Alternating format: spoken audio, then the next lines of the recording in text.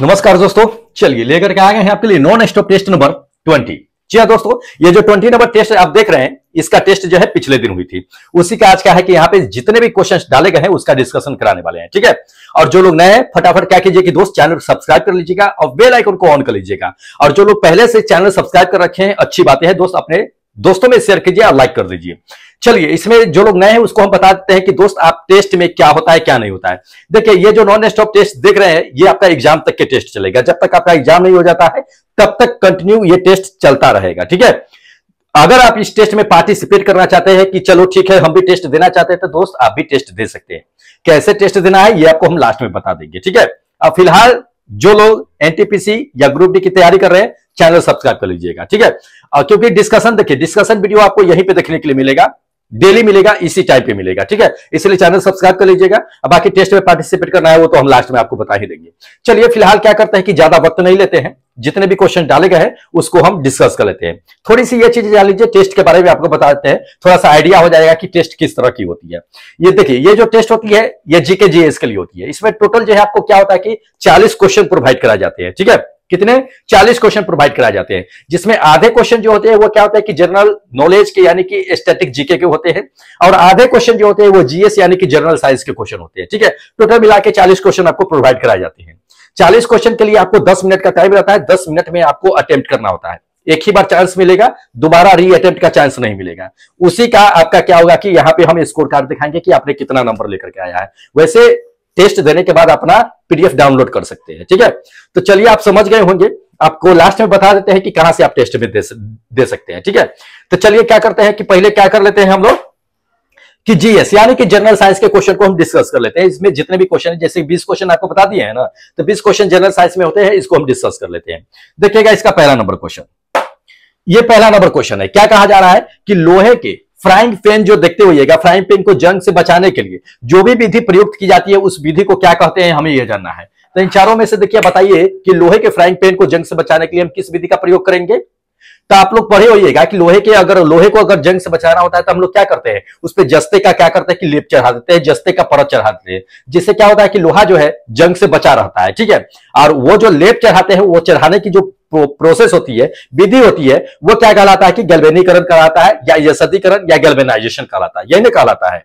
तो आपका क्या होगा करेक्ट आंसर, लोहे पे क्या होगा कि जिंक का जो है लेप चढ़ाना होगा, ये जिंक का लेप चढ़ाना, ये अकॉर्डिंग टू क्वेश्चन आपका क्या होगा कि बिल्कुल करेक्ट आंसर होगा। चलिए सेकेंड क्वेश्चन आपको देख लेते हैं टेस्ट वाला।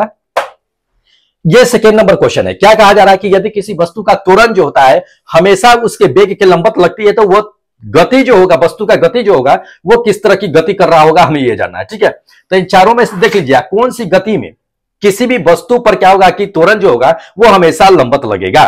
ठीक है, देखिए वो जो लंबवत लगता है हर एक टर्न पे, हर एक पॉइंट पे लंबवत जो लगता है किस पे लगता है, वो सर्कुलर मोशन पे लगता है। वृत्तीय गति जब आप करते हैं, गोल गोल घूमते हैं, उस पे हर एक टर्न पे आपका क्या होता है कि लंबवत त्वरण अप्लाइड होते रहता है। ठीक है, तो इसको ध्यान में रखेगा, ये फोर्थ नंबर आपका आंसर क्या होगा, करेक्ट होगा। ठीक है, इंपॉर्टेंट है दोस्त, पूछे जाते हैं क्वेश्चन। चलिए नेक्स्ट नंबर देख लीजिए, ये अगला नंबर, ये क्वेश्चन दे दिया है कि जिस क्षेत्रफल दे दिया है कि बल कार्य करता है, उसके लंबवत कार्य करने वाले बल का अनुपात जो होता है वो किस रूप में जानी जाती है, ये हमें जानना है। ठीक है, तो इन चारों में से देख लीजिए, बता दीजिए। तो देखिए किसी भी क्षेत्रफल अगर बल कार्य करता है तो उस दोनों को रेशियो को हम लोग क्या कहते हैं दोस्त, उसे दाब कहते हैं। क्योंकि दाब का ही फॉर्मूला क्या होता है कि प्रति इकाई क्षेत्रफल पर लगने वाले बल को हम लोग दाब कहते हैं। तो बल और क्षेत्रफल के दोनों को रेशियो को हम लोग ही दाब कहते हैं। इसको ध्यान रखिएगा, प्रेशर हो जाएगा। तो ये आपका क्या होगा कि फर्स्ट नंबर आंसर बिल्कुल करेक्ट होगा। दाब का सही मात्रक क्या होता है, पूछ देता है कभी कभी, तो न्यूटन मीटर स्क्वायर होता है, या इसी को हम लोग पास्कल के नाम से जानते हैं। ठीक है, तो पूछे जाते हैं, इस सबको ध्यान में रखिएगा। चलिए अगला क्वेश्चन दिखा देते हैं। देखिए अगला नंबर, ये क्वेश्चन आपको दे दिया है कि पैरामैग्नेटिक पदार्थ के उदाहरण आपको बताना है, एग्जाम्पल बताना है कि कौन है इसमें। ठीक है, पैरामैग्नेटिक पदार्थ के उदाहरण बताना है। देखिए पैरामैग्नेटिक का उदाहरण कौन सा है, तो वो एल्काइल मेटल होता है, मतलब कि क्षार धातु होता है। ठीक है, तो ये आपका क्या होगा कि सेकेंड नंबर आंसर क्या होगा, बिल्कुल करेक्ट होगा कि क्षार धातु जो भी आते हैं वो पैरामैग्नेटिक में आते हैं। जैसे में कौन हो गया, जैसे कि में एल्युमिनियम हो गया, लिथियम हो गया, ठीक है, मैग्नीज हो गया, ये सब क्या है कि पैरामैग्नेटिक धातु में आते हैं। ठीक है, तो इसको ध्यान में रखना है, इंपॉर्टेंट है। चलिए अगला नंबर देख लीजिए। अगला नंबर ये क्वेश्चन दे दिया है कि मान लीजिए कि कोई समतल दर्पण है, उसको क्या किया जाता है कि 5 डिग्री एंगल से उसको घुमा दिया जाता है। तो उस पे प्रकाश का परावर्तन जो होगा वो कितने एंगल से होगा ये हमें जानना है।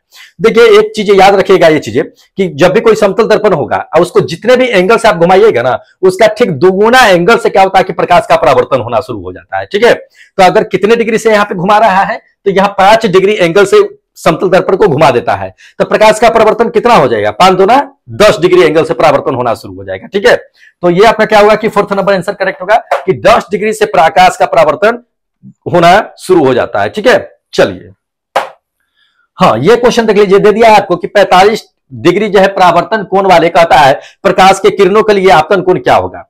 देखिए हम लोग प्रकाश के परावर्तन वाला पढ़े हैं, अपवर्तन का नियम पढ़े हैं, उसमें क्या होता है प्रकाश के परावर्तन अपवर्तन में क्या होता है कि प्रकाश के अपवर्तन में जितनी भी एंगल बनती है उतना ही परावर्तन में भी क्या होता है कि एंगल बनता है। पर प्रकाश का अपवर्तनांक का अपवर्तन का कोण जो होता है वो परावर्तन के कोण के बराबर होता है। साइन आई बराबर साइन आर, अब पढ़े होइएगा आई बराबर आर होता है।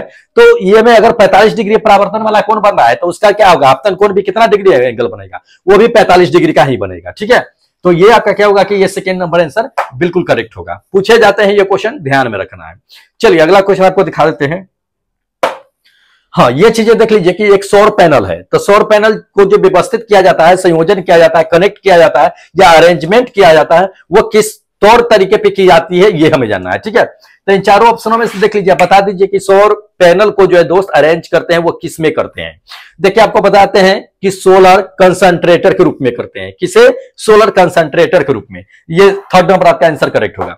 सौर पैनल का क्यों इस्तेमाल करते हैं हम लोग, बिजली उत्पादन के लिए करते हैं। सौर पैनल को क्या होता है, बड़े बड़े सौर पैनल को कनेक्ट करते हैं, उससे बैटरी को हम कनेक्ट कर देते हैं। तो सूरज के प्रकाश से वो क्या होता है कि वो उसमें सिलिकॉन का जो है वो सौर पैनल बना होता है। पूछ देगा कभी कभी आपको एग्जाम में कि सौर पैनल में जो है किसका इस्तेमाल, किस अर्धचालक का इस्तेमाल करते हैं, सेमीकंडक्टर का, तो सिलिकॉन का इस्तेमाल करते हैं। तो वो क्या होता है कि बैटरी से कनेक्टेड होता है, वो बैटरी को चार्ज करता है। बैटरी क्या होता है कि इन्वर्टर से कनेक्टेड होता है। इन्वर्टर जो है एसी के रूप में क्या होता है कि करंट को पावर सप्लाई देता है। तो इसको ध्यान में रखिएगा, पूछे जाते हैं, इंपॉर्टेंट क्वेश्चन है। ठीक है, और वो सोलर कंसंट्रेटर के रूप में कनेक्टेड होता है। चलिए अगला नंबर देख लीजिए। अगला नंबर ये क्वेश्चन दे दिया है कि निम्नलिखित में से कहता है कि कौन सा जीव जो है वो बायोगैस संयंत्र के गोबर गैस जो होते हैं उसको बायोगैस में जो है मतलब बदल देते हैं, उत्पादन करने का काम करता है। जैसे मान लीजिए कि गाय गोबर देती, तो गाय गोबर देती तो उसको बायोगैस में कौन कन्वर्ट करने का काम करेगा, ये हमें जानना है। ठीक है, देखिए बहुत अच्छा क्वेश्चन है क्योंकि ये पढ़े होइएगा आप लोग, अवायवीय जीवाणु। क्या पढ़े होइएगा, अवायवीय जीवाणु। वही क्या करता है कि गाय के गोबर या जितने भी सड़े गले पत्ते होते हैं उस सभी को क्या करता है कि उसको अपघटित करने का काम करता है।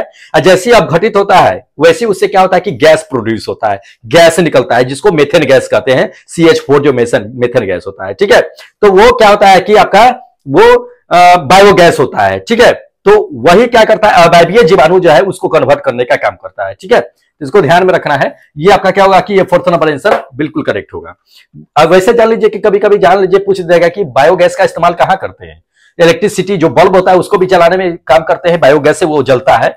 दूसरी ये चीज जान लीजिए कि ईंधन के रूप में भी इस्तेमाल करते हैं, रसोई घर में भी उसका इस्तेमाल करते हैं। ठीक है, तो ये समय जो है उसका इस्तेमाल किया जाता है बायोगैस का। लेकिन ये स्मेल बहुत खराब होता है, बहुत खराब। थोड़ा सा कहीं से अगर लीक हो गया ना तो आपका LPG की तरह लीक नहीं करेगा। ठीक है, बहुत गंध जो है उसका खराब होता है। खाना बनाते रहिए तो अगर स्मेल कर गया तो आप खाना नहीं खा पाइएगा। चलिए देखते रहिए। ये अगला नंबर क्वेश्चन दे दिया है कि कोयले के किस किस्म में कहता है कि कार्बन की प्रतिशत मात्रा जो होती है, कार्बन की मात्रा जो होती है वो सबसे अधिक होती है। ठीक है, देखिए ये जो चारों देख रहे हैं ये सभी चारों क्या है कि आपका कोयले के ही जो है रूप है। ठीक है, चारों जो है सो, लेकिन इसमें सबसे अधिक मात्रा में कार्बन की मात्रा किसमें होती है ये हमें जानना है। ठीक है, देखिए कभी कभी प्रतिशत मात्रा पूछ देती है, कभी कभी कार्बन की ही मात्रा पूछ देती है कि किसमें अधिक होती है। तो वैसे जान लीजिए कि एंथ्रासाइट में कार्बन की मात्रा जो होती है वो सबसे अधिक होती है। किसमें, एंथ्रासाइट में, ध्यान रखिएगा। और सबसे कम किसमें होती है, पीट में होती है, ध्यान रखिएगा। ये सबसे कम पीट में, सबसे अधिक जो है एंथ्रासाइट में। एंथ्रासाइट में जान लीजिए कि 85 से लेकर के 95% तक के जो है उसमें कार्बन की प्रतिशत मात्रा होती है। इसमें ज्यादा नहीं होता है। पीट में जो है 20 से 25% तक के जो है कार्बन की प्रतिशत मात्रा होती है। ठीक है, तो पूछ देते हैं, इसको ध्यान में रखना है। चलिए अगला क्वेश्चन आपको दिखा देते हैं। देखिए अगला नंबर ये क्वेश्चन दे दिया है कि निम्नलिखित में से कहता है कि कौन सी अधातु जो है चमकदार है, ये हमें जानना है। तो इस चारों ऑप्शनों में से देख लीजिए, बता दीजिए कि कौन सा अधातु जो है वो चमकदार है। पहला देख लीजिए, पहला तो आपको नाइट्रोजन दे दिया। क्या नाइट्रोजन चमकदार होता है? या दूसरा ऑक्सीजन चमकदार होता है, या तीसरा आयोडीन दे दिया है, और चौथा आपको ये चीजें दे दिया है गंधक। इन चारों में से चमकदार कौन होता है, शाइनिंग करने वाला कौन होता है? देखिए आप लोग पढ़े होइएगा आयोडीन। आयोडीन क्या होता है कि चमकदार होता है, उसको धूप में रखिएगा तो वो शाइनिंग करना शुरू कर देगा, ठीक है। तो आयोडीन जो धातु है यह चमकदार होता है, ठीक है, धातु की तरह चमकता है, तो इसको ध्यान में रखना है, इंपॉर्टेंट है। चलिए अगला दिखा देते हैं। देखिए अगला नंबर ये क्वेश्चन आपको दे दिया है कि तांबे की वस्तु अपनी चमक क्या करती है कि खो देती है, और उस पर क्या होता है कि हरे रंग का क्या होता है कि एक परत जम जाता है, ठीक है।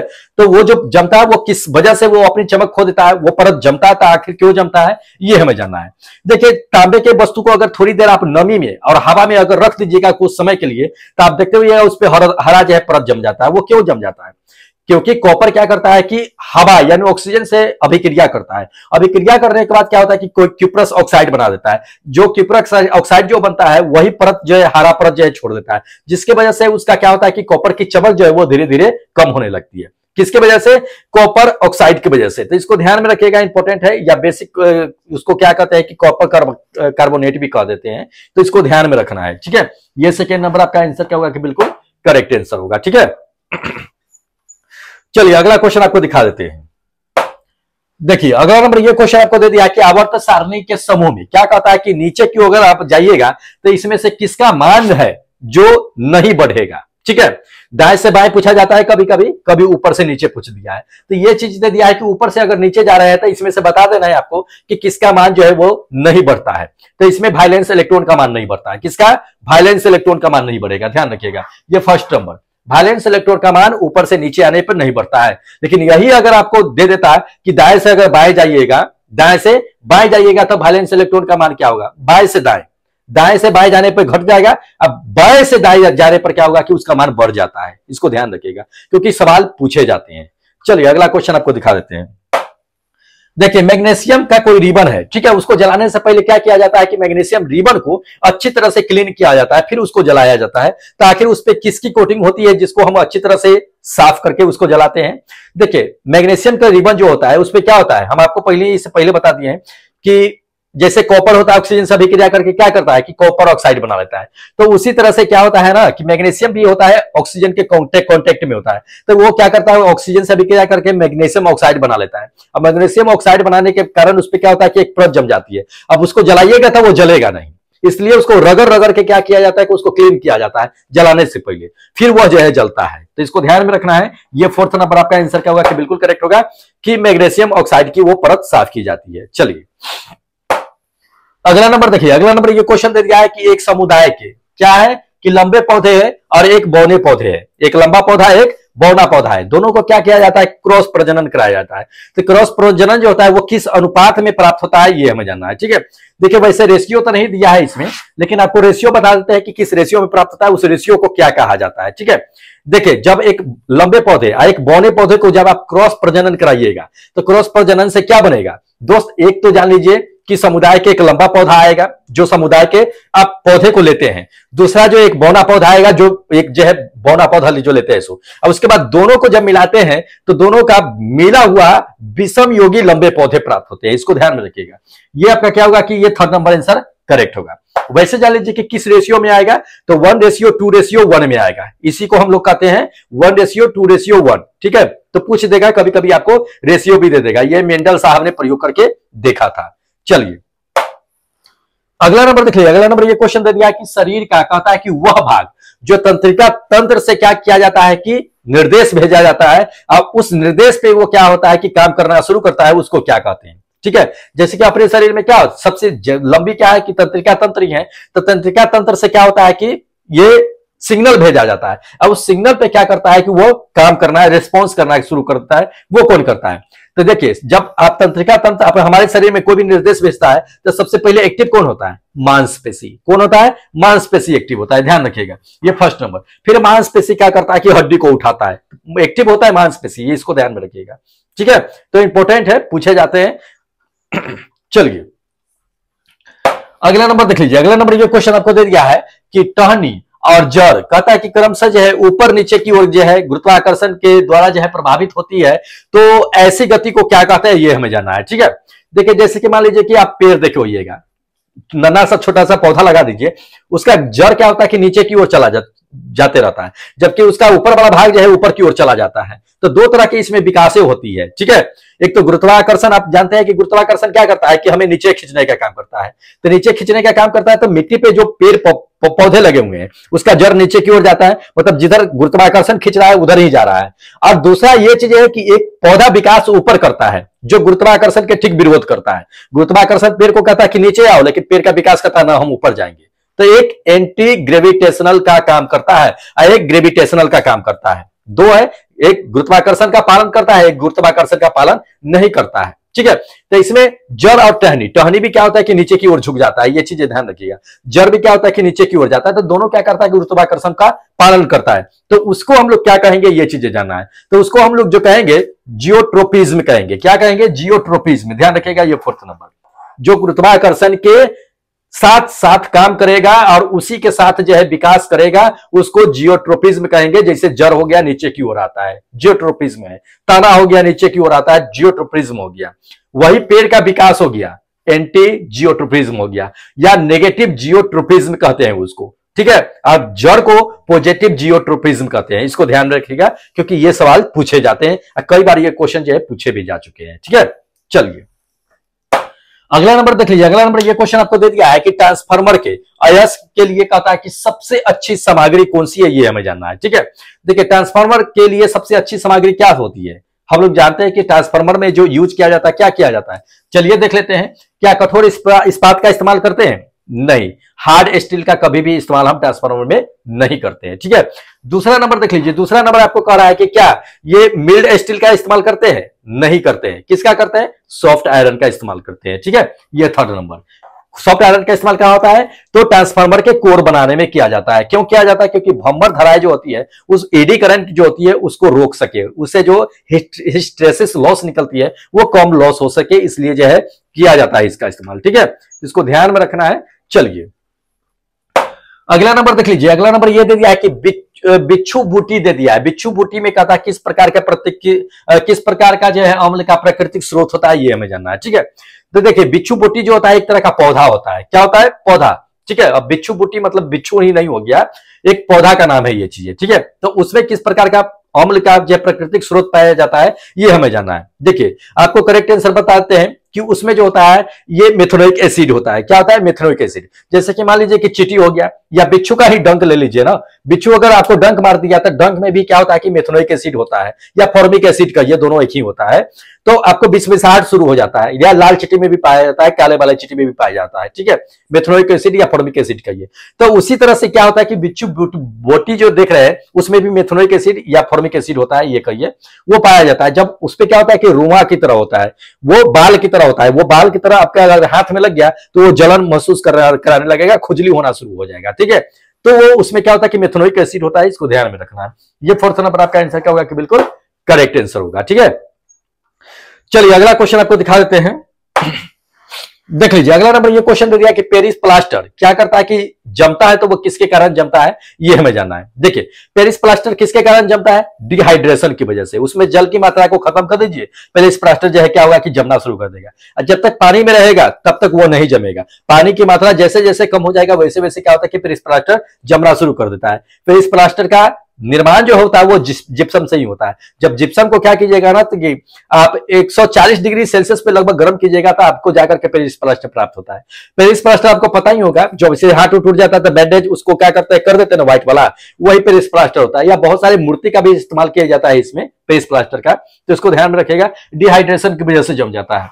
यह का क्या होगा कि थर्ड नंबर आंसर बिल्कुल करेक्ट होगा, डिहाइड्रेशन की वजह से। चलिए अगला नंबर देख लीजिए। अगला नंबर ये दे दिया है कि सोना जो होता है वो सोना किस में घोली जाती है, ये हमें जानना है। तो आपको पता ही है कि सोना जो होता है उसको एक्वारेजिया में घोला जाता है। सोनार सब यूज करते हैं तो वो एक्वारेजिया में क्या होता है कि सोना को साफ करते हैं। आप देखे होइएगा तो वो पानी एक्वारेजिया होता है, वो पानी को कभी नहीं फेंकेगा। आप अगर कह दीजिएगा कि नहीं वो हमको पानी दे दीजिए, सोनार नहीं देगा, क्योंकि जो भी पानी से साफ करते हैं उससे सोना की मात्रा जो है उसमें जाकर के नीचे बैठ जाती है, ठीक है। उसी से वो लोग जो है बहुतों कमा भी लेते हैं। इसको ध्यान में रखिएगा, एक्वारेजिया में सोना को घोला जाता है। ये आपका क्या होगा कि फर्स्ट नंबर। आज सोनार सब क्या कहेगा कि जो है नहीं, आपका क्या हो गया कि जो है गंदगी की वजह से झड़ गया है, तो सोना जो है थोड़ा सा वेट जो है कम हो गया है। ठीक है, तो आप लोग कुछ नहीं कहते हैं, कहते हैं चलो ठीक है गंदगी झड़ गया, वेट कम हो गया, लेकिन होता नहीं है, वो थोड़ा सा उसकी मात्रा जो सोना की भी जो है उसी पानी में जो है जाकर के रेजिया में जम जाता है। ठीक है, तो इंपॉर्टेंट है, पूछे जाते हैं। चलिए अगला नंबर देख लीजिए। अगला नंबर ये क्वेश्चन आपको दे दिया है कि अच्छा ये क्वेश्चन है ना, हाँ, तो ये क्वेश्चन जो है आपको दे दिया कि अक्टूबर और नवंबर के महीने में कहता है कि सबसे ज्यादा जो है बारिश कहां होती है। तो ये क्या है कि आपका जो स्टैटिक जीके और जनरल नॉलेज के क्वेश्चन है। ठीक है, यहां से तो यहीं से हम क्या करेंगे, आपको तो अभी बता दिए हैं, जीएस के क्वेश्चन को हमने दिखा दिया कि कितने जीएस के क्वेश्चन थे, 20 क्वेश्चन थे जो आपको हमने दिखा दिया है। अब यहां से क्या करते हैं कि स्टैटिक जीके के क्वेश्चन को देखते चलते हैं। ठीक है, तो ये क्वेश्चन है, इसका ऑप्शन देख लेते हैं। हाँ देख लीजिए, ये ऑप्शन है, तो ये चीजें है कि आपका कि अक्टूबर और नवंबर के महीने में, दोनों महीने में सबसे ज्यादा जो है बारिश कहां होती है, ये हमें जानना है। देखिए अपने इधर देख लीजिए, जैसे कि आप उत्तर साइड में है, ये उत्तर पूर्व में है, तो क्या होता है कि इधर जो है क्या होता है कि अक्टूबर से नवंबर के महीने में क्या होता है कि सर्दी आ जाती है, ठंड आ जाती है, तो इधर बरसात कम होती है। लेकिन यही जो है अक्टूबर से नवंबर के महीने में आप चले जाइएगा दक्षिण क्षेत्र में, दक्षिण पश्चिम क्षेत्र में, तो उधर क्या होता है कि बारिश जो है ज्यादा आता है। ठीक है, अरब सागर की वजह से क्या होता है कि लौटता हुआ मानसून जिसको हम लोग कहते हैं ना, तो उसकी वजह से क्या होता है कि ये उस ज्यादा आता है। ठीक है, तमिलनाडु साइड में कहिए ये चीजें, तो तमिलनाडु साइड में ही जो होता है कोरोमंडल तट होता है, उसी साइड में क्या होता है कि सबसे ज्यादा बारिश आपको देखने को मिलेगा ये दोनों में। तो ये फोर्थ नंबर आपका आंसर क्या होगा कि बिल्कुल करेक्ट आंसर होगा। ठीक है, इसी को लौटता हुआ मानसून कहते हैं। देखिएगा अगला, ये अगला नंबर क्वेश्चन है, क्या दे दिया है दोस्त कि भारत दे दिया कि भारतीय राज्य के राज्यपाल की जो है नियुक्ति कौन करता है, ये हमें जानना है। ठीक है, देखिए भारत में राज्य के राज्यपाल की नियुक्ति कौन करता है, किसी भी स्टेट के राज्यपाल हो गया, उसकी नियुक्ति कौन करता है, उसकी नियुक्ति जो होता है राष्ट्रपति करते हैं। कौन करते हैं, राष्ट्रपति करते हैं, प्रेसिडेंट करते हैं इंडिया के। तो ये आपका क्या होगा कि फर्स्ट नंबर आंसर करेक्ट होगा कि भारत के राष्ट्रपति ही क्या करते हैं कि राज्यपाल की नियुक्ति करते हैं। कितने समय के लिए करते हैं, 5 सालों के लिए करते हैं। ठीक है, इसको ध्यान में रखिएगा, 5 सालों के लिए करते हैं।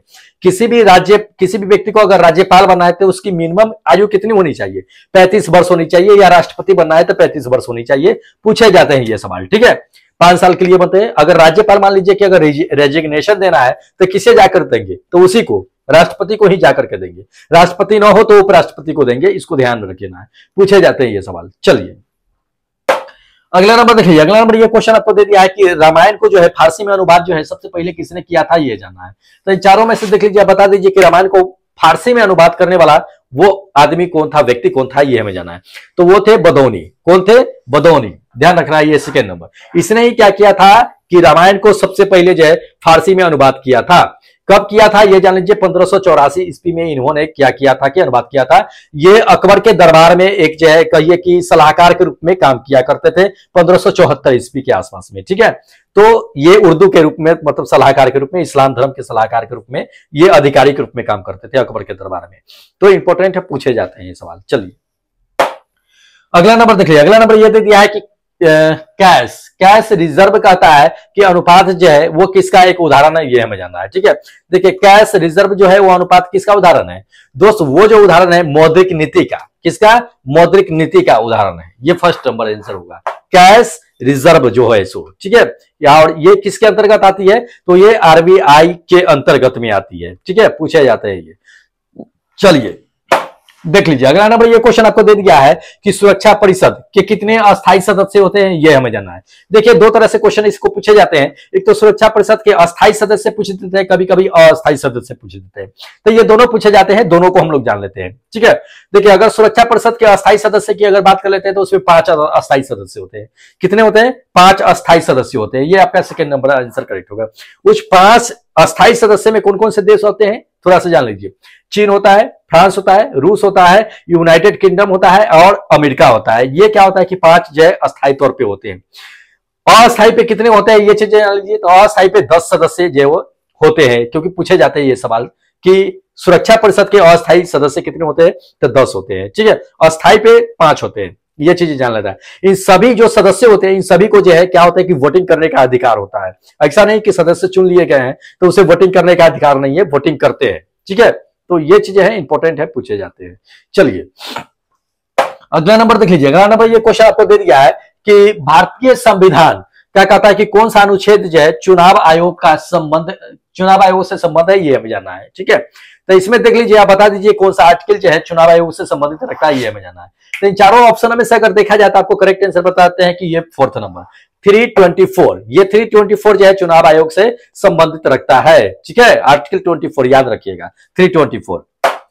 देख लीजिए अगला नंबर, ये क्वेश्चन आपको दे दिया है कि सबसे पुरानी भारतीय सभ्यता कौन सी है, ये हमें जानना है। ठीक है, तो सबसे पुरानी भारतीय सभ्यता कौन सी है? सिंधु सभ्यता है। कौन सी है? सिंधु सभ्यता है, ध्यान रखना है ये चीज।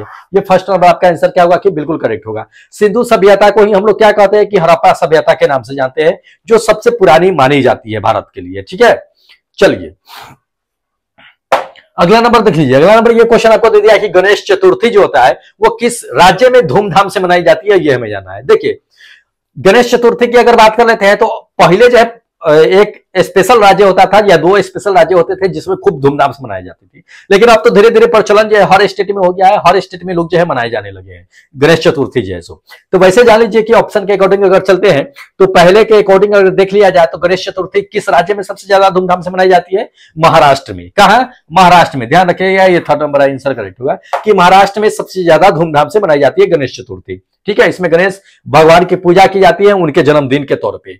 इसके अलावा कहां मनाई जाती है जो धूमधाम से है? तो सेकेंड नंबर पे आता है गोवा। अगर आप महाराष्ट्र को छोड़ दीजिए तो उसके बाद गोवा में चले जाइए, गोवा में जो है गणेश चतुर्थी बहुत धूमधाम से मनाई जाती है।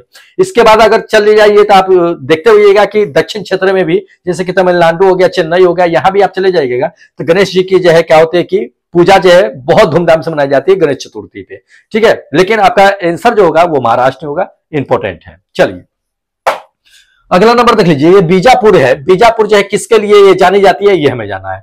देखिए बीजापुर जो है खास करके जो है गोल गुंबज के लिए जानी जाती है। किसके लिए?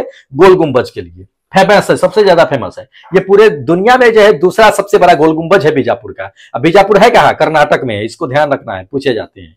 चलिए अगला नंबर देख लीजिए। अगला नंबर, ये क्वेश्चन आपको दे दिया कि मक्खन हो गया, घी हो गया, जो भी चीजें होता है सोए के उपयोग के लिए, अगर हम उसका उत्पादन कर रहे हैं, तैयार कर रहे हैं, बना रहे हैं, तो वो किसका हिस्सा होगा, ये हमें जानना है। ठीक है, देखिए जैसे कि मान लीजिए कि कोई हो गया, हमें दूध चाहिए तो चलो ठीक है गाय पाल लिए, मक्खन चाहिए तो ठीक है गाय के दूध से मक्खन बना लिए, गाय के दूध से घी बना लिए, अपने यूज के लिए, हम व्यापार नहीं करने जा रहे हैं। तो ये किसके अंतर्गत में आता है दोस्त? ये खपत के अंतर्गत में आता है। किसके? कंजप्शन यानी कि खपत के अंतर्गत में। ध्यान रखना है, ये आपका क्या होगा कि फोर्थ नंबर आंसर बिल्कुल करेक्ट होगा कि ये सब जो है खपत के अंतर्गत में आता है। चलिए अगला नंबर देख लीजिए। अगला नंबर, ये क्वेश्चन आपको दे दिया है कि 1757 में क्या हुआ था कि प्लासी का युद्ध हुआ था। उस युद्ध में सिराजुद्दौला को क्या किया गया था कि धोखा दे दिया था। तो ये धोखा किसने दिया था, ये हमें जानना है। ठीक है, देखिए सिराजुद्दौला को जो धोखा दिया था प्लासी के युद्ध में, वो मीर जाफर ने दिया था। किसने? मीर जाफर ने। इसको ध्यान रखिएगा, थर्ड नंबर आंसर करेक्ट होगा। मीर जाफर ने धोखा दिया था। कैसे धोखा दिया था? तो सिराजुद्दौला का जो युद्ध हो रहा था वो अंग्रेजों से युद्ध हो रहा था। मीर जाफर ने क्या किया था कि धोखा देकर के इसको जो है सिराजुद्दौला थे अंग्रेजों से गिरफ्तार करवा दिए थे। अंग्रेजों ने इसको क्या किया था कि गोली से छल्ली कर दिए थे। ठीक है, 1757 की बातें बता रहे हैं। उसके बाद मीर जाफर को अंग्रेजों ने क्या किया था कि बंगाल का जाकर के नवाब बना दिया था। तो मीर जाफर ने ही सबसे पहले क्या किए थे कि सिराजुद्दौला को धोखा दिए थे। ठीक है, गद्दार था। चलिए अगला नंबर देख लीजिए। अगला नंबर, ये क्वेश्चन आपको दे दिया है कि मोतीलाल नेहरू, क्या दे दिया है कि मोतीलाल नेहरू और चित्तरंजन दास जो है वो किसके संस्थापक थे, ये हमें जानना है। ठीक है, देखिए मोतीलाल नेहरू और चित्तरंजन दास जो थे वो किसके संस्थापक थे? स्वराज्य पार्टी के संस्थापक थे। किसके? स्वराज्य पार्टी का। ये आपका फोर्थ नंबर आंसर करेक्ट होगा कि स्वराज्य पार्टी का संस्थापक थे। स्वराज्य पार्टी क्यों बनाई गई थी पता है आपको? स्वराज्य पार्टी इसलिए बनाई गई थी ताकि देश को स्वतंत्रता दिलाई जा सके। देश को स्वतंत्रता संग्राम के लिए जो स्वराज्य पार्टी की स्थापना किए थे मोतीलाल और चित्तरंजन दास साहब ने। ठीक है, ध्यान रखना है। चलिए अगला देखिए कि मिट्टी लाल जो होती है वो मिट्टी लाल किस कारण से होती है, ये हमें जानना है। जैसे कि मान लीजिए कि मंगल ग्रह पे चले जाइए, कभी कभी क्वेश्चन पूछ देगा कि मंगल जो होती है वो लाल दिखाई देती है, वो किस कारण से दिखाई देती है। देखिए मंगल जो लाल दिखाई देती है वो उसमें क्या है कि उसकी मिट्टी जो होती है उसमें फेरस की मात्रा सबसे अधिक होती है, यानी कि लोहे की मात्रा अधिक होती है, आयरन की मात्रा अधिक होती है। तो आयरन की वजह से क्या होती है कि मिट्टी आपको क्या होती है कि आपको लाल दिखना शुरू कर देती है। ठीक है, तो इसको ध्यान में रखिएगा, ये फोर्थ नंबर आंसर करेक्ट होगा। अगर ये भी कह दे कि मंगल ग्रह जो है वहां की भूमि लाल होती है वो किस वजह से, तो उसमें फेरस की यानी कि ऑक्सीजन कहते हैं यार, लोहे की मात्रा जो है सबसे अधिक होती है। ठीक है, इस वजह से। चलिए अगला क्वेश्चन आपको दिखा देते हैं।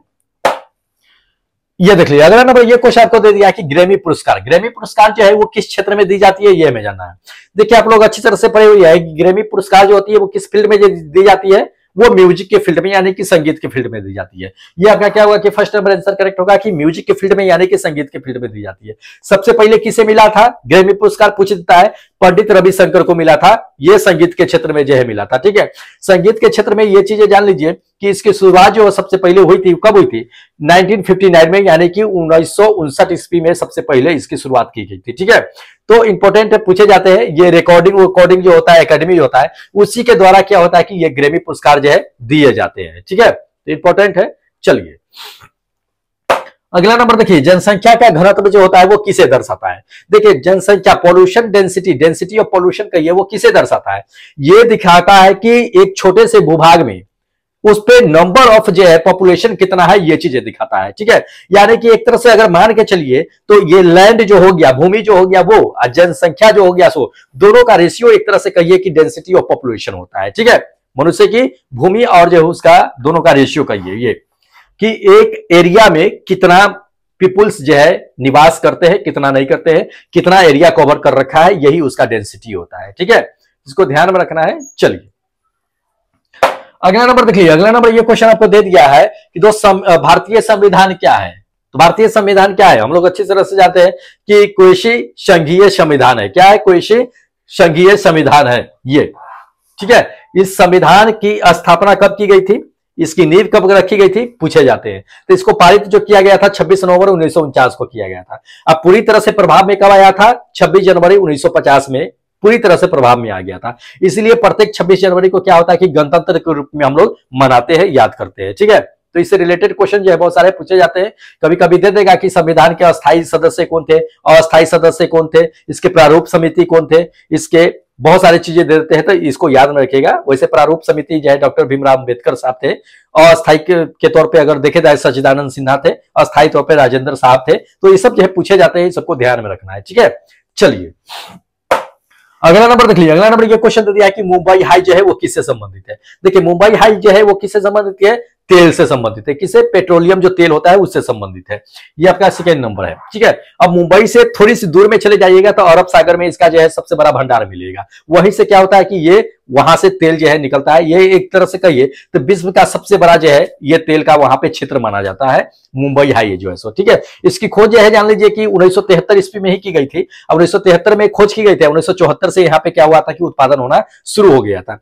एक घटना बताते हैं, एक एक्सीडेंट हुआ था 2005 में इसी मुंबई हाई में। क्या हुआ था कि फायर, आग लग गई थी वहां पे, जिसमें लगभग मान के चलिए कि 22 लोगों की उसमें जान चली गई थी। 2005 की बात बता रहे हैं, ठीक है। तो इंपॉर्टेंट है, इस सबको ध्यान में रखना है। चलिए अगला नंबर देखिए, अगला नंबर ये क्वेश्चन आपको दे दिया है कि 1893 ईस्वी में, कितना, 1893 ईस्वी में विवेकानंद साहब जो थे वो धर्म को संसद में कहां पे शामिल किए थे, ये हमें जाना है।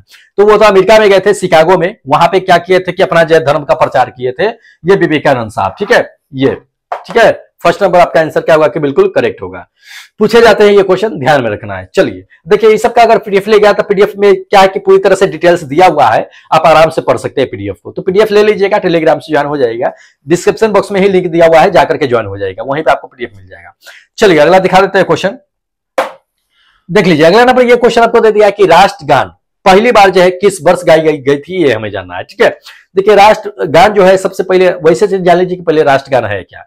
बहुत लोग जो है गलती मार देते हैं, बहुत लोग जो है वंदे मातरम को राष्ट्रगान कर देते हैं। नहीं, राष्ट्रगान वो नहीं है। राष्ट्रगान जो है जन गण मन अधिनायक जय है, ये अपना क्या है कि राष्ट्रगान है। इसको सबसे पहले कोलकाता में गाया गया था। कब गाए थे, ये 27 दिसंबर 1911 ईस्वी को गाए गए थे, ठीक है, जो रविंद्रनाथ टैगोर साहब के द्वारा लिखी गई थी। इसको ध्यान में रखना है, इंपॉर्टेंट है, ठीक है।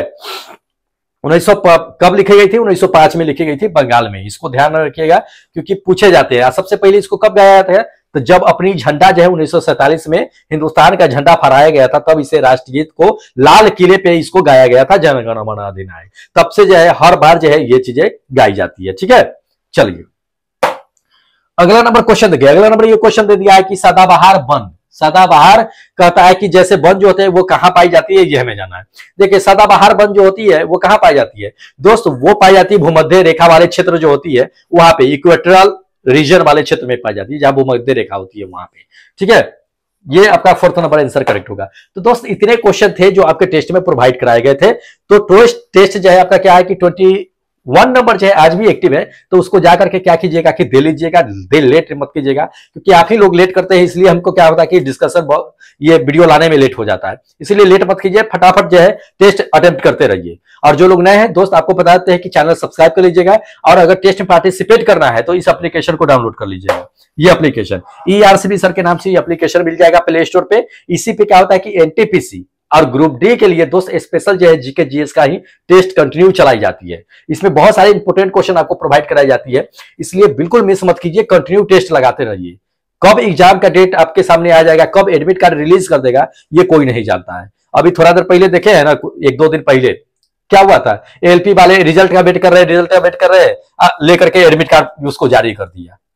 एडमिट कार्ड कहते हैं CBT 2 का जो है डेट जारी कर दिया कि भाई 19 से 20 मार्च को हम लेंगे। अब बताओ, जिसका रिजल्ट नहीं है वो कैसे तैयारी करेगा। तो जो लोग अपना आंसर की चेक कर चुके हैं, उनका अच्छा खासा मार्क्स है, वो तो पहले से तैयारी में लगे हुए हैं।